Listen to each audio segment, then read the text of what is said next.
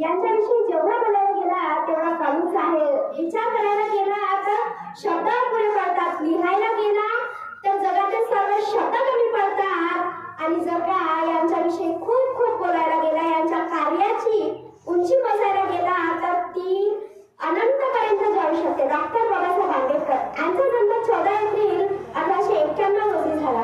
त्यांच्या आईचे नाव उमाबाई तर वडिलांचे नाव रामजी सपकाळ असे होते. त्यांनी आपला संपूर्ण बालपण अन्याय यामध्ये सहन केला. त्यांना शाळेमध्ये शिकू देण्याची परवानगी नव्हती. ते त्यांचे गुरुजी म्हणायचे की तू शूद्र जातीचा आहेस, तू दलित आहेस, तुला शिकण्याचा अधिकार नाही. पण तेव्हा डॉक्टर बाबासाहेब आंबेडकरांनी हार नाही मानली आणि वर्गाच्या बाहेर जाऊन तो खिडकीतून ज्ञान प्राप्त करत होता. आणि आज आपली पिढी एवढी त्या वर्गामध्ये लाईट फॅन एवढी सोयी सुविधा असून त्यांना शिकवले जातात तरी त्यांचा अभ्यासाकडे लक्ष नाही राहत. आजच्या मुलांच्या दिमागामध्ये जसे आजचे मुलं आपल्या रक्तामध्ये छत्रपती शिवाजी महाराजांना ठेवतात, तसंच त्यांनी आपल्या डोक्यामध्ये डॉक्टर बाबासाहेब आंबेडकर यांना ठेवायला पाहिजे. आजकालचे मुलं तर आपल्या डोक्यामध्ये फक्त एकच ठेवतात, गौतमी पाटील. मला एवढं सांगा मुलांनो की गौतमी पाटील येऊन तुमचं भविष्य घडवणार आहे का? ती गौतमी पाटील तुम्हाला शिकवणार आहे का? तुमच्या आयुष्याचा कोण तुम्हाला सांगणार आहे का? तुम्ही आयुष्यामध्ये काय करणार, कसं करणार, आपलं स्वप्न कसं पूर्ण करणार, ती गौतमी पाटील तुम्हाला सांगणार आहे का? डॉक्टर बाबासाहेब आंबेडकरांनी संविधान 2 वर्ष 18 महिने आणि 11 दिवस जीवाचे रान करून त्यांनी संविधान लिहिलं.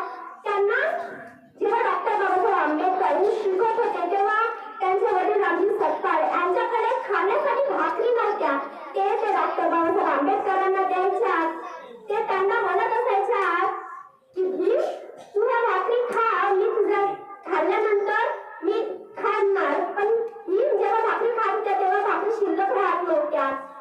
ते रामजी रोज कधीच म्हणायचे, रामजी त्यांना रोज भाकरी चारायच्या. पण एकदा भीमाच्या लक्षात आलं की नाही, आपले वडील आपल्याला भाकरी चारत असतात तेव्हा मी शाळेमध्ये भाकरी चारून मला शाळेत पाठवतात, पण माझं भाकरी खाऊन झाल्यावर मी शाळेत गेल्यावर माझे बाबा काय करत असतील.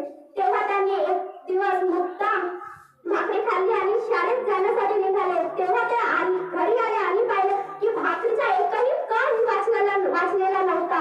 तेव्हा त्यांनी आपल्या वडिलांना विचारले की बाबा तुम्ही मला पूर्ण भाकरी चारता पण तुम्ही काय खाता, तुम्ही भुके का असता. तेव्हा ते रामजी त्यांना म्हणाले